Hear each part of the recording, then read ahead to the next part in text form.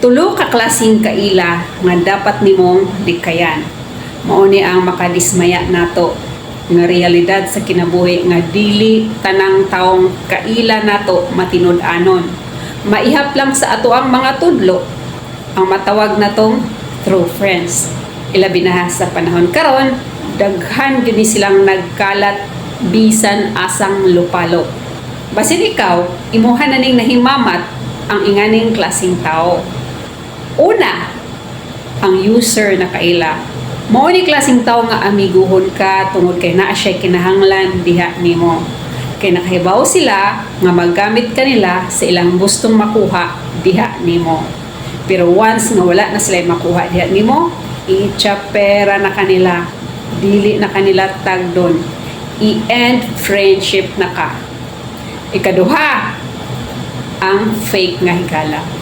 Kaning klaseng tawhana nga maayo mapakita nimo nga magpabuutan-buutan diha nimo, kusog kaayo magpakarong ingnon nga buutan siya nimo. I-appreciate ang tanan nga gusto kanila, pero inigtalikod nimo, dauton ka, imarites kanila kay insecure sila nimo. Hilaon ka para ibagsak kanila kay dili sila gusto mahimong malabuan nimo. Ikatulo, destroyer nga kaila. Kaning klaseng tawhana nga amiguhon kag maayo para makuha nila kung unsay updated nga nahitabo sa imo ang kinabuhi para gamito nila i-chika ngadto sa mga marites sa mga tao, gamito nila imuhang weaknesses para ibagsak kanila.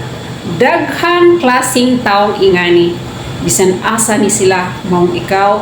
Be wise sa taong imong nahimamat, ilabi na kung kanang tawhana, wala ka masweto sa iyang background sa kaugalingon.